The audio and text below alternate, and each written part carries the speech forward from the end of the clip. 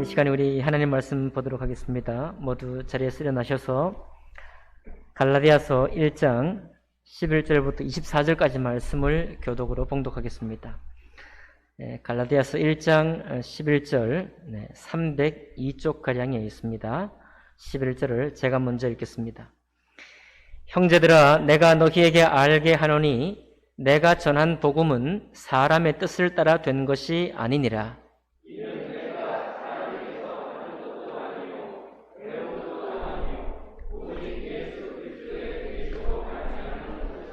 내가 이전에 유대교에 있을 때에 행한 일을 너희가 들었거니와 하나님의 교회를 심히 박해하여 멸하고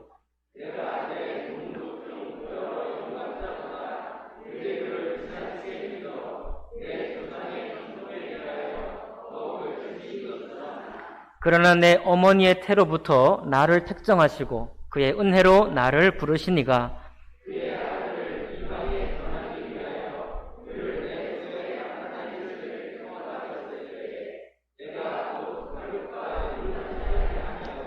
또 나보다 먼저 사도된 자들을 만나려고 예루살렘으로 가지 아니하고 아라비아로 갔다가 다시 다메섹으로 돌아갔노라.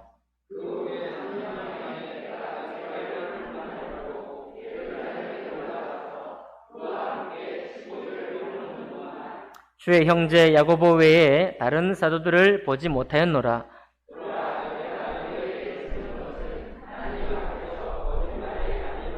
그 후에 내가 수리아와 길리기아 지방에 이르렀으나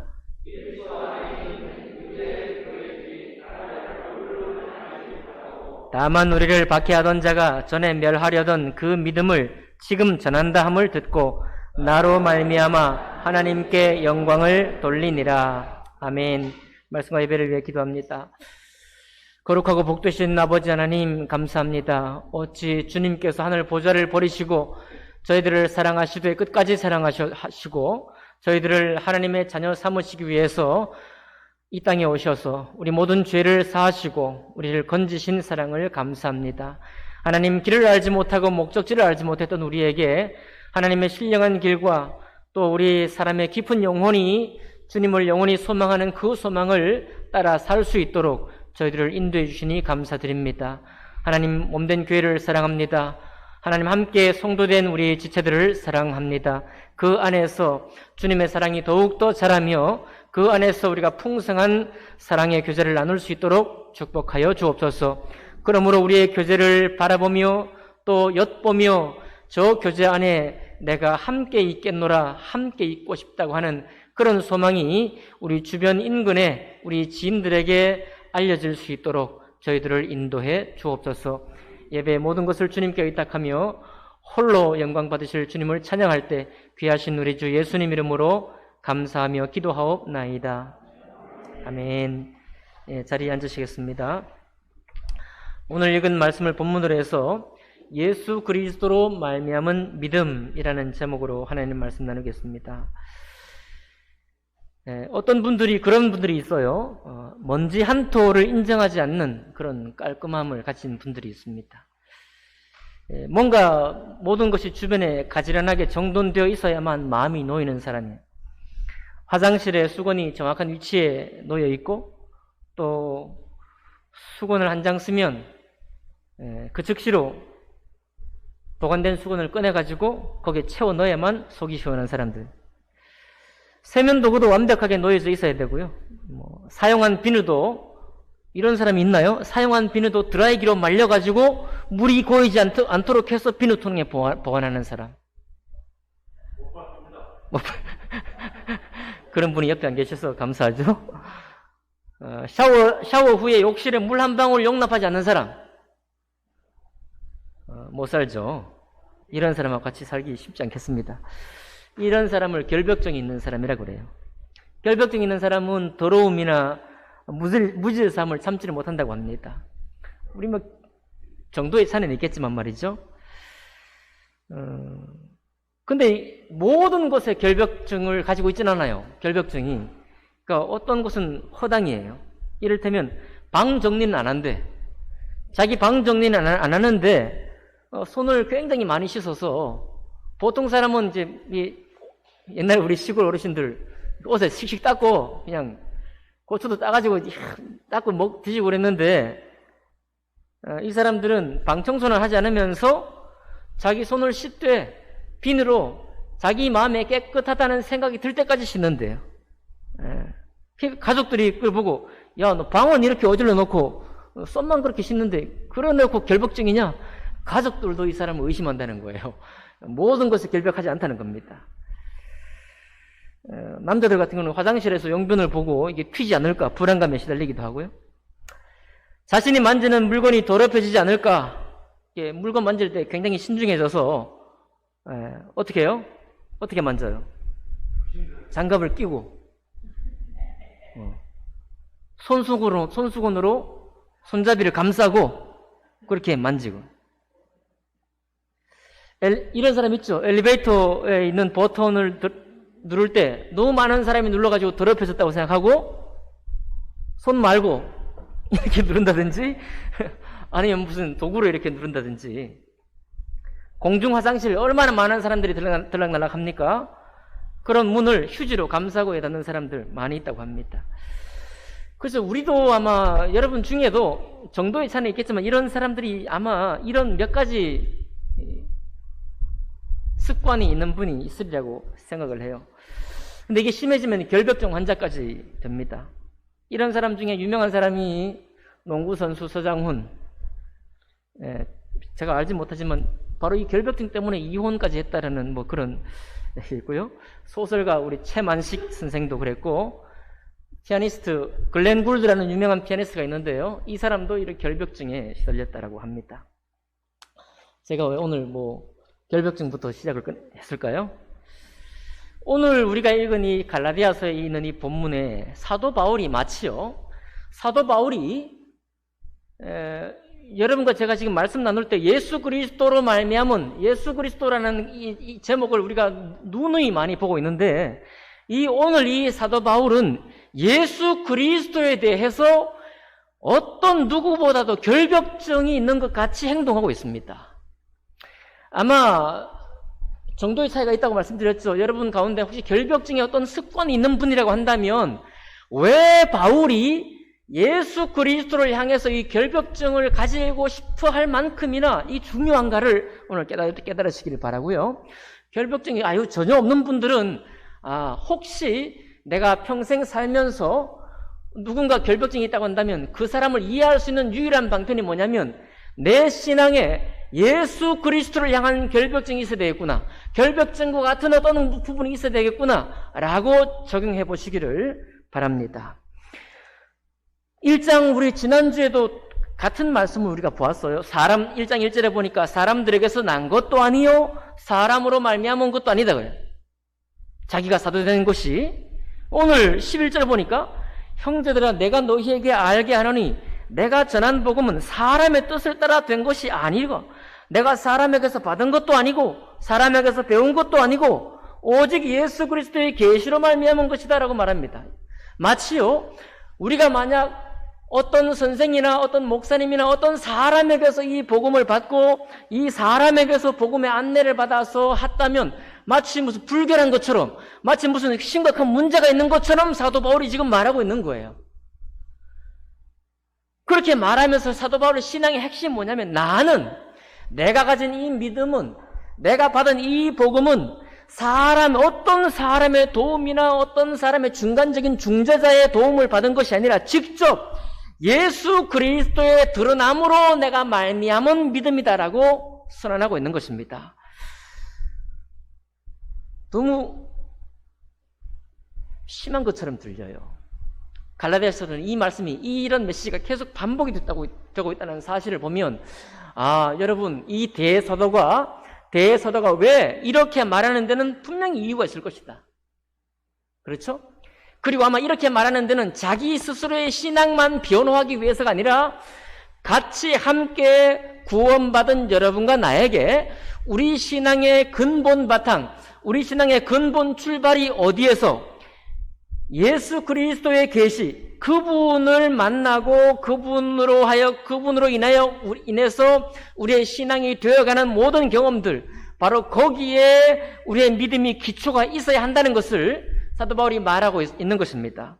그러니까 오늘 이 말씀을 듣는 우리 모두는 우리의 신앙의 기초, 우리의 신앙의 궁극적인 목적, 우리 신앙의 출발, 그리고 내가 지금 예배 생활하고 몸된 교회에 함께 참여하면서 듣기 원하고 보기 원하고 마음에 생각하기 원해야 할 정말로 중요한 것은 바로 뭐다?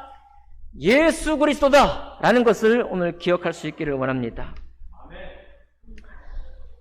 그런데 사도 바울이 평생 신앙생활을 했는데 이렇게 한 게 얼마 안 된 거예요.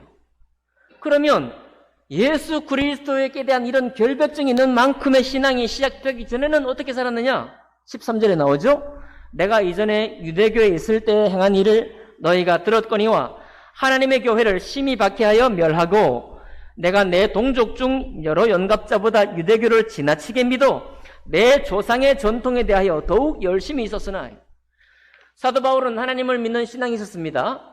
여러분, 항상 우리가 예배를 드리고 있지만 말씀을 나눌 때는 저와 함께 하셔야 돼요. 네, 사도 바울은 하나님을 믿는 믿음이 있었습니다.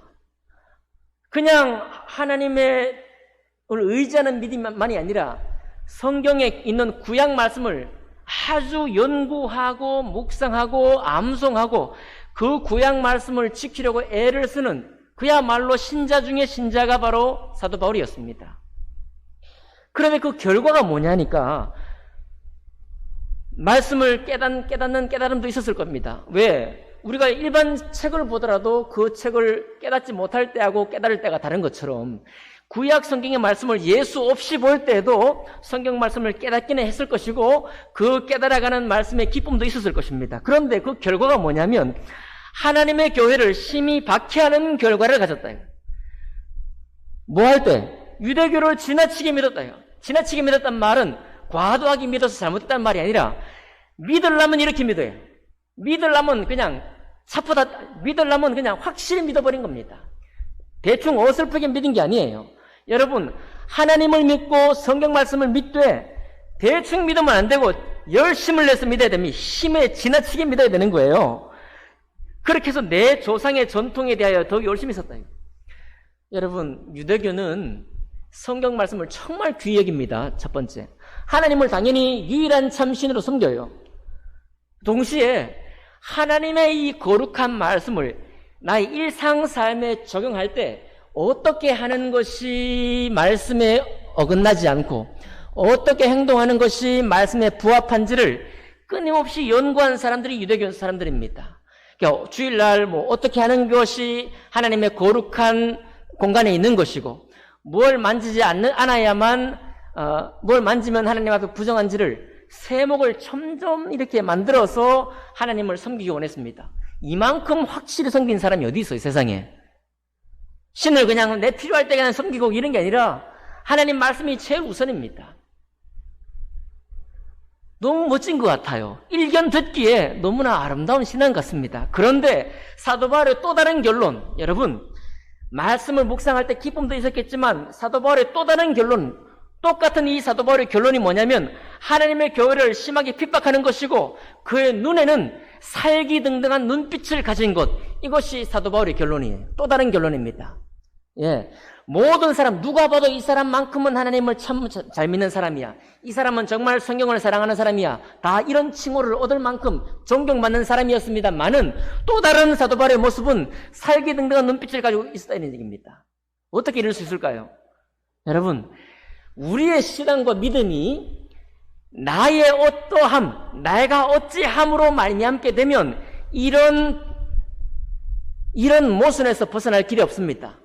여러분, 우리는요 에너지가 정해져 있는 사람이에요. 그래서 내가 잘한 것, 내가 최선을 다해서 잘한 것으로 내 자부심이 됩니다. 그런데 내 에너지가 일정하기 때문에 내가 안일하게 다루지 못한 것, 내가 정말 진정으로 제대로 대하지 못한 것은 나의 단점이 되고 나의 결점이 돼요.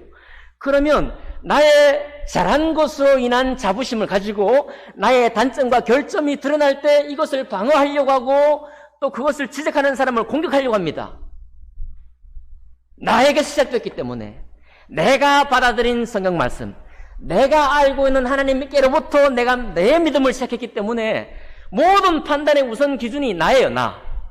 그래서 때때로는 신앙생활 가운데 격려를 받고 인정을 받지만 때때로 어떤 곳에 가면 내가 아주 공격적인 사람이 되고요.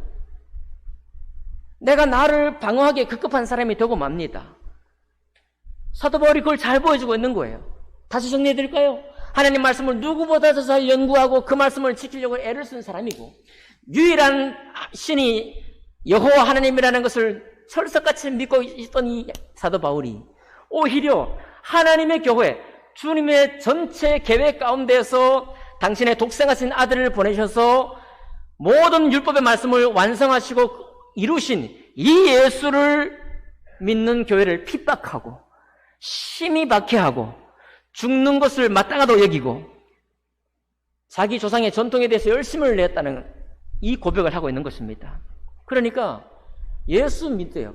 교회를 다니고 하나님을 믿되 예수 그리스도가 정말 우리 마음에 경험이 되지 못하고 내가 신앙생활 하면서 예수 그리스도를 더 풍성히 알지 못하게 되면 어떤 현상이 생기느냐? 사도 바울의 인생 전반부에서 느꼈던 사도 바울 인생 믿음의 생활, 유대교를 믿었던 이 전반부 인생과 또 똑같은 인생이 우리 삶에서 반복된다는 말입니다. 그러니 사도 바울이 괜히 결벽증을 가진 게 아니에요. 엉뚱하게 믿거나 잘못된 신념이나 신앙을 나의 주님께서 나에게 주신 신앙이라고 잘못 알게 되면 사도 바울의 이 전반부 인생을 똑같이 반복한다는 말입니다. 그러니 사도 바울, 여러분, 예수 믿는 여러분, 결단코 내가 믿었던 방식으로 믿지 마십시오. 여러분과 내가 예수 그리스도께로부터 말미암은 신앙의 기초를 두고 그 반석 위에 서지 않는다고 한다면 나와 똑같은 인생이 되고 말 것입니다. 여러분은 교회 다니지만 몸된 교회를 때로는 비난하게 될 것입니다. 여러분을 방어하기 위해서 다른 사람을 정죄하게 될 것입니다. 라고 바울이 말하는 거예요. 듣고 보니까 얼마나 심각합니까? 듣고 보니까 사도 바울이 예수 그리스도께 대한 이 결벽증을 가진 것이 얼마나 은혜고 또 축복인지 우리가 알 수 있는 거예요. 그러니까 여러분, 결벽증이 없으신 여러분, 예수 그리스도께 대한 결벽증이 있어야 될까요? 없어야 될까요? 있어야 되는 거예요. 어떤 간증이 우리에게 풍성할지라도 주님께서 우리에게 오늘 도전합니다. 오직 예수 그리스도를 향한 깨달음이요, 오직 예수 그리스도를 말미암는 것, 오직 예수 그리스도를 향한 그 경험이 우리에게 빈약하다고 한다면 우리의 신앙은 엉뚱한 길로 가기 시작할 것이다 라고 말하고 있는 것입니다. 그런데 놀라운 축복이 뭐냐면 15절 나와 있죠. 이랬던 사도 바울에게 얘 안 되는 애요. 사도 바울이 되기 전에 사울은 안 되는 사람입니다. 스데반, 그 신실한 성령 충만한 스데반이 광장에서 심판받을 때 저거 죽어 마땅하다고 했던 사람이 사울이었잖아요. 그리고 또 수많은 사람을 잡아 가두려고 다메섹으로 올라갔던 사람이 사울 아닙니까? 15절에 뭐라고 했습니까? 그러나 내 어머니의 태로부터 나를 택정하시고 그의 은혜로 나를 부르시니가. 내가 내 신앙의 전반부에 이렇게 주님을 알지 못하고 예수 그리스도를 깨닫지도 못하고 신앙생활을 했지만, 그러나 어머니 뱃속에 있을 때부터 나를 택정하시고 그의 은혜로 나를 부르셨다라고 고백하는 겁니다. 이 고백은 어떤 고백일까요? 내가 이 부르심을 깨닫고 나니 내 삶은 전적으로 예수 그리스도를 향해서 예수 그리스도로 말미암아 예수 그리스도를 선포하고 예수 그리스도의 이름으로 모든 것을 행하는 그런 인생이 운명적으로 내가 그렇게 태어났다라고 거꾸로 지금 선포하고 있는 것입니다. 여기 좀 변화가 있어요. 아까 사도 바울 인생 전반부는 내 조상의 전통에 열심히 했다고 했죠. 조상의 전통. 여러분, 성포 성서 침례교회에도 전통이 있을까요? 눈에 보이지 않는 전통이 있어요. 전통이 있습니다. 전통은 중요한 거예요. 전통을 업신여기라 그런 말이 아닙니다. 그죠? 전통은 중요하니까 그 전통을 잘 이어받는 거 중요해요. 다만 그 전통이 예수 그리스도를 그리고 하나님의 은혜를 물리치게 만든다면 이것은 안 되겠다. 여기 이제 15절 보니까 그의 은혜라는 말이 나왔습니다. 예수를 믿지 않는 사람들, 곧 또 신을 믿지 않는 무신론자들, 그러면서 또 이 세상에서 정말 어떤 신적인 영감을 얻기를 원하는 사람들도 하나님의 은혜라는 말은 같이 공유하고 있어요. 같이 공유. 우영우라는 드라마가 끝났습니다. 잘 보셨나요? 우영우. 앞으로 읽어도 우영우, 뒤로 읽어도 우영우. 네. 그 우영우라는 드라마의 OST를 누가 작곡했는가 하면 노영심이라는 사람입니다. 한 40대 이상은 다 알 거예요. 희망상. 네, 서울대는 안 중요합니다. 희망상이라는 그 노래 있죠? 변진섭이 불렀던, 뭡니까? 아주 동요 같은 노래예요. 동요 같은 노래, 희망상. 아주 순전한 노래를 작곡했던, 그리고 불렀던 사람이 노영심입니다. 이 노영심이 이렇게 얘기를 해요. 정말 좋은 음악이 나왔을 때는, 보통 요거 일반적으로 많이 이런 얘기를 합니다. 그분이 오셨군요. 이렇게 얘기를 해요. 누가 오셔요? 좋은 멜로디가, 너무나 쓰고 싶었던 좋은 멜로디가 떠올라요. 이거는 내가 무슨 연습하고 노력해서 나오는 게 아니에요. 그냥 탁 떠오르는 겁니다. 그때 우리가 보통 말하는 거죠. 그분이 오셨다. 또 정직하게 이건 내가 한 게 아닙니다 라고 느껴질 때가 있답니다. 자, 모든 창작자들, 모든 어떤 심각한 문제를 해결해야 되는데 어떻게 해야 될지 해결의 신마리가 잡히지 않는데 어느 날 갑자기 문득 뭔가 해결책이 떠올라가지고 자 그걸로 해결할 때 그때 모든 사람이 느낍니다. 이것은 내가 만든 게 아니다. 내가 고민했고 내가 연루되어 있고 내가 한 것이지만 결코 순전히 내가 한 게 아니라는 것을 정직한 사람은 다 고백합니다. 그분이 오셨다고 고백하는 거예요. 노영심이 크리스찬인지 잘 모르겠습니다.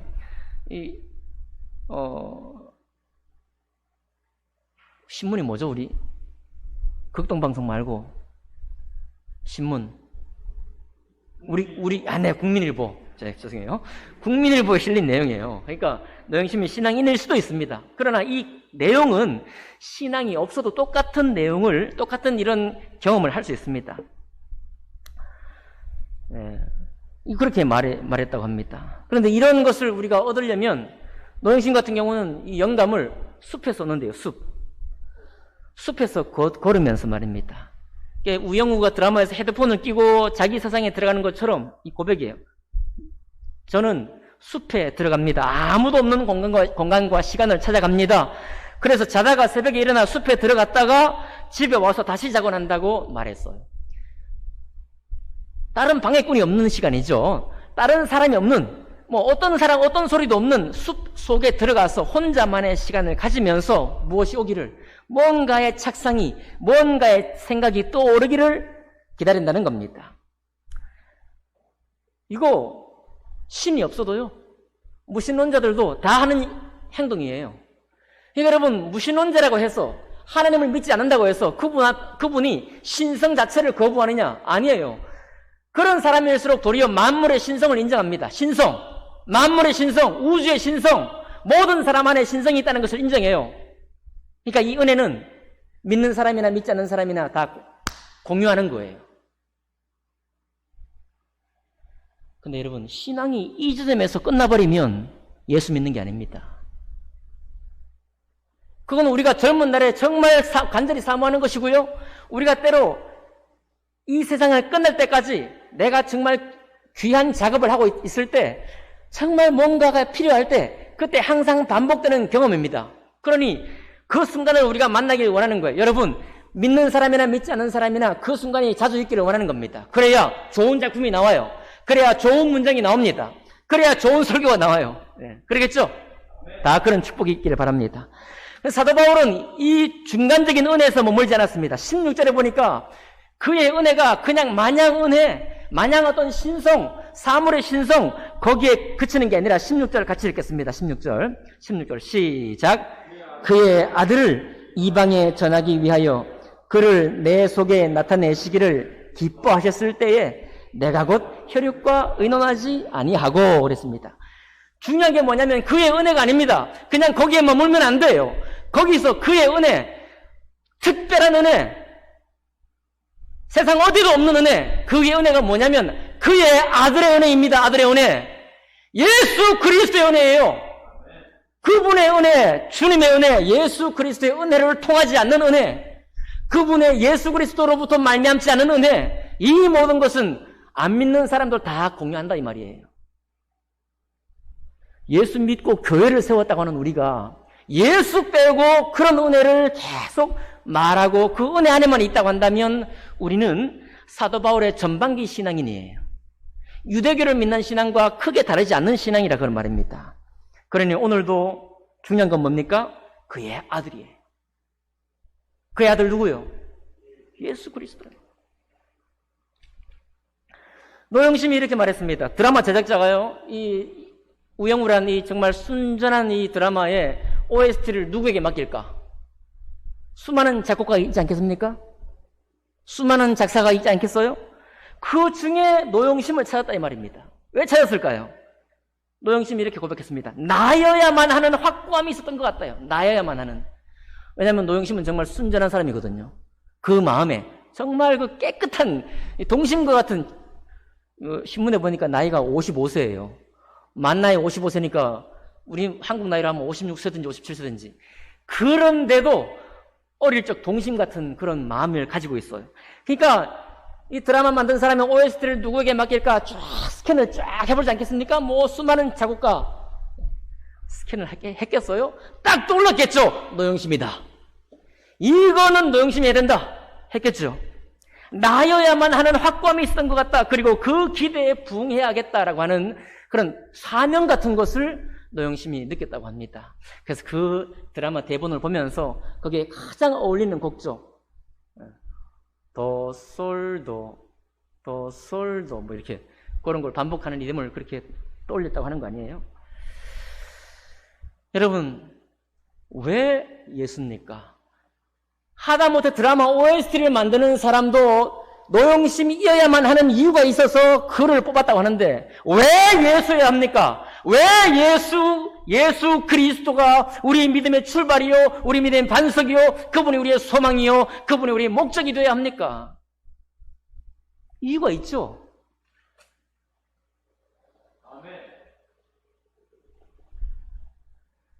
여러분, 그의 아들 예수가 아니면요, 거룩함을 추구할 수는 있지만 거룩함을 덧입을 수 없습니다. 신성을 추구하는 수많은 종교인들처럼 거룩한 것을 찾아 헤맬 수 있지만, 좋은 글귀 하나 만들 수 있지만 거룩함을 내가 덧입을 수는 없어요. 그분이 없으면. 여러분, 예수 그리스도의 아들이 아니면 구원의 은혜에도 머물 수 없습니다. 그분의 아들이 아니면 하나님 앞에서 자유하지 못해요. 종으로 삽니다. 종으로. 아니, 하나님의 종이라는 말이 아니라 종이요, 종. 주인이 못 되고요, 아들이 못 되고 종으로 살 수밖에 없어요. 여러분, 그의 아들이 아니면 율법을 지키려고, 하나님 말씀을 지키려고 열심히 노력하는 사람은 될 수 있을지 몰라도 천국 시민은 될 수 없어요. 여러분, 하나님의 아들 예수가 아니면 신사적인 인간은 될 수 있습니다. 여러분, 이 땅에 교회 밖에서도 얼마나 신사적인 사람 많아요. 신사적인 인간은 될 수 있을지 몰라도 하나님 나라의 주인은 결코 될 수 없어요. 그의 아들이 아니면요, 나는 죽고 내 안에 그리스도께서 사신다는 고백을 절대로 할 수 없습니다. 내가 살아있기 때문에요. 내 인생의 주인이 나기 때문에, 신앙의 주인도 나기 때문에, 내 신앙의 반석도 오로지 나이기 때문에 그렇게 고백할 수 없다는 말인 것입니다. 근데 이 예수를, 이 아들을 어떻게 우리가 알아야 합니까? 16절 다시 보니까요, 그의 아들을 이방에 전하기 위하여 그를 내 속에서 나타내시기를 뭐 하셨을 때? 기뻐하셨답니다. 여러분, 하나님께서 우리에게 정말로 선물로 주기 원하는 말씀이 뭔지 아십니까? 하나님이 정말로 여러분과 제게 선물과 은혜로 주기 원하는 게 뭔지 아십니까? 예수 그리스도를 내 속에 나타내시는 것. 여러분과 내가 신앙생활 하면서 예수께서 나 인생에 어떻게 중요한 분이신지, 내 인생과 예수님이 어떻게 관계되어 있는지, 그것을 나타내시기를 하나님이 기뻐하신다고 말하고 있습니다. 얼마나 놀라운 선물이기에 하나님이 기뻐하신다고 말하고 있겠어요. 또한 동시에 여러분, 이 신앙생활 가운데 이것을 간구하면 주님이 주시겠어요, 안 주시겠어요? 기뻐하니까요. 하나님이 주기를 기뻐하는 거이기 때문에 우리가 소망하고 바라기만 하면 하나님이 우리에게 이것을 부어준다는 겁니다. 예수 그리스도를 깨닫게, 예수 그리스도로 말미암아 우리의 신앙이 진행이 될 수 있도록 주님이 우리에게 부어주신다는 거예요. 그럴 때 사도들의 믿음과 같은 큰 믿음의 반석 위에서 우리가 신앙생활을 할 수 있다는 하나님의 권면인 것입니다. 그를 내 속에 나타내시기를 기뻐한다고 그랬어요. 예수 그리스도를 갈망하는 사람은 어떻게 갈망해야 될까요? 여러분, 예수 그리스도를 갈망하는 사람은요, 죄를 깨달은 사람입니다. 뭘 깨달은 사람이에요? 죄를 깨달은 사람이에요. 죄는요, 우리의 모든 것을 영어로 만들어버립니다. 죄는 컴퓨터 영어로 하면 모든 것을 초기화시켜버려요. 죄는 모든 것을 초기화시킵니다. 하나님 앞에 아무것도 없는 상태가 되는 거예요. 내가 누구든 무슨 업적을 남겼든 누구를 도와주었던 간에 하나님 앞에 아무것도 없는 상태가 됩니다. 그 죄를 안 사람이, 깨달은 사람은 그때부터 구원자를 갈망하기 시작하는 거예요. 누구를 갈망해요? 구원자요.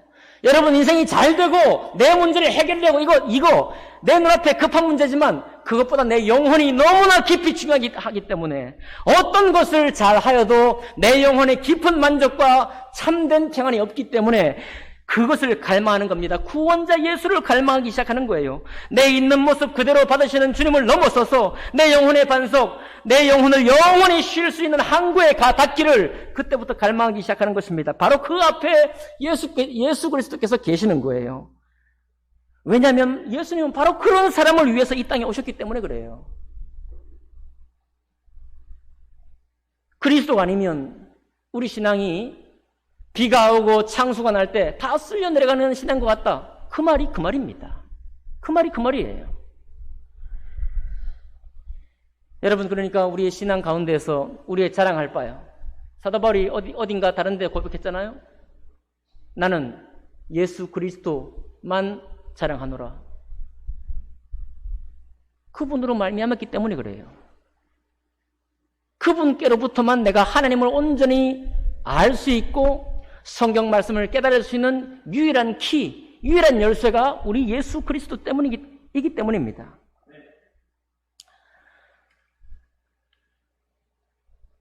제가 오랜만에 반일을 했는데요. 우리 부처님하고 80평도 안 되는 밭이니까 호미 혹은 쇠스랑 이런 걸로 땅을 뒤적거리면서 한 2시간 동안 아침에 땅을 파고 우리 부친님과 함께 쇠사랑으로 정리하고 그랬습니다. 하면서요, 우리 부친도 저한테 그러더라고요. 이거 밭이 그냥 한 10,000평쯤 되면 그냥 트랙터로 하는데 밭대기가 손바닥만 하니까 이게 그냥 원시적으로 호미들이 되고 그냥 세발 쇠사랑 꽃갱이고 파고 있다고. 그래서 저도 은근히 부하가 치밀어서 집으로 가서 이제 유튜브를 봤어요. 보니까요, 요즘 농기구가 얼마나 좋은지 비행기 날개같이 긴 날개가 달린 거기에 농약이 막 나오는 거예요. 한번 지나가면 그냥 막 몇만 평이 그냥 한꺼번에 농약을 치는 게 나와요. 또 보니까 쟁기 있죠, 쟁기를 경운기에 아무리 달아봐야 몇 개, 보통 하나 달잖아, 하나. 경운기. 트랙터에 많이 달아봐야만 옛네 개 답니다. 요즘 이 트랙터는 얼마나 힘이 좋은지 쟁기가 한 30개 달려요. 30개 달린 쟁기를 확 그냥 지나가 버리는 거예요. 쓸데없이 갑자기 이런 얘기를 드리는가요? 여러분, 호미도 밭을 띠지기에는 좋은 도구입니다. 그렇죠? 호미를 의지한다고 이 의지 없는 인간이라고 하는 사람 아무도 없어요. 소를 의지하고 경기를 의지한다고, 야, 너 어떻게 그렇게 의지하냐? 인생이 왜 그러냐? 아무도 그런 사람 없습니다. 더 넓은 땅을 갈고 농사를 지을 때 그런 어마어마한 농기구를 쓴다고, 아이고, 다른 사람을 의지하는 사람, 이렇게 손가락질을 하는 사람 아무도 없어요. 맞나요? 왜 예수 그리스도를 의지하는 것을 그런 식으로 생각합니까?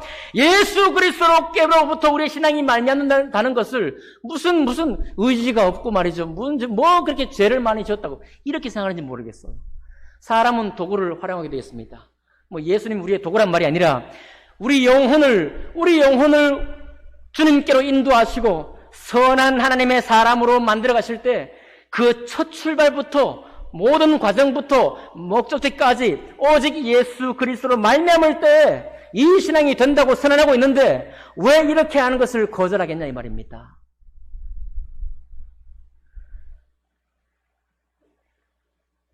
물고기는요, 어선들 보니까 윈치라는 게 있더라고요. 원양 어선 이런 거 보니까 물고기를 막 잡아가지고, 여러분 TV 가끔 볼 거예요. 막 잡아가지고 거물을 막 끌어올립니다. 거물을 올리면은 거물이 동그랗게 모이죠. 이렇게 기억나시죠? 동그랗게 막 모여가지고 가판 위에 딱 올리면 이제 어떻게 하는지 뭘 터뜨리든지 해가지고 촥 가판 위에 쏟아지잖아요. 그러면 그물을 사람이 땡겨 올린다고 생각해 보세요. 어떻게 합니까? 그거 못해요. 모터 달린 윈치를 동원해가지고 그렇게 끌어오는 것입니다. 우리의 죄가요,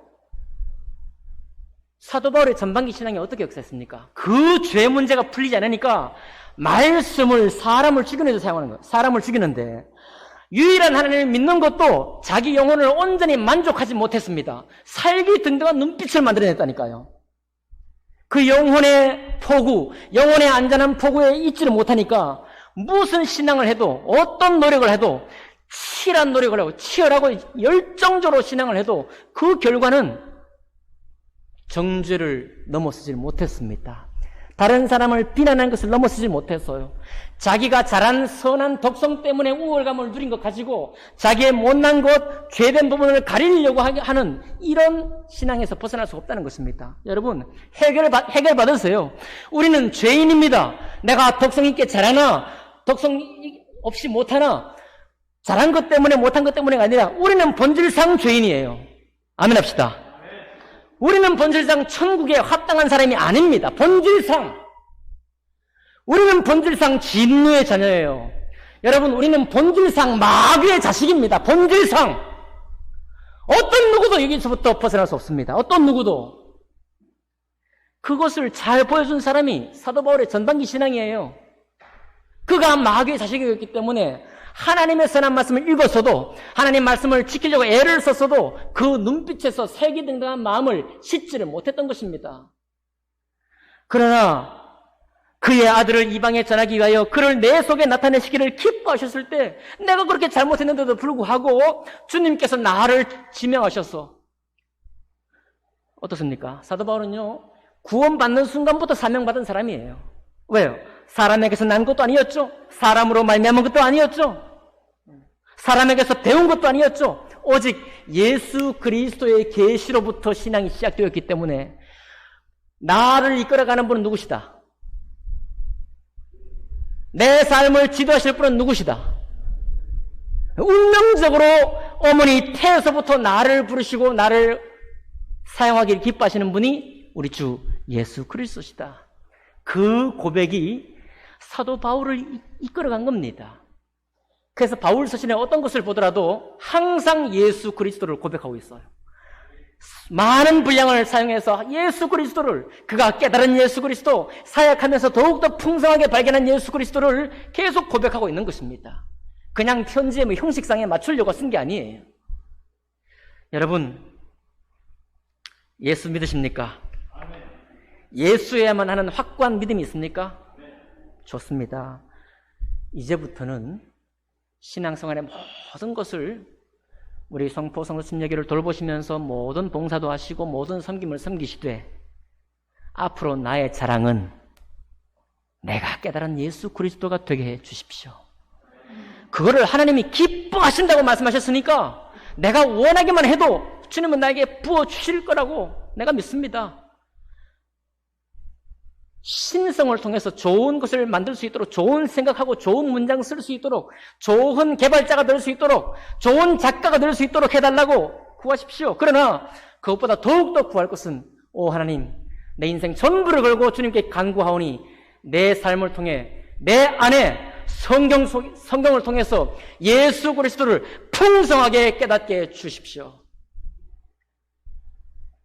그 사람이 예수 그리스도로 말미암은 그리스도인입니다.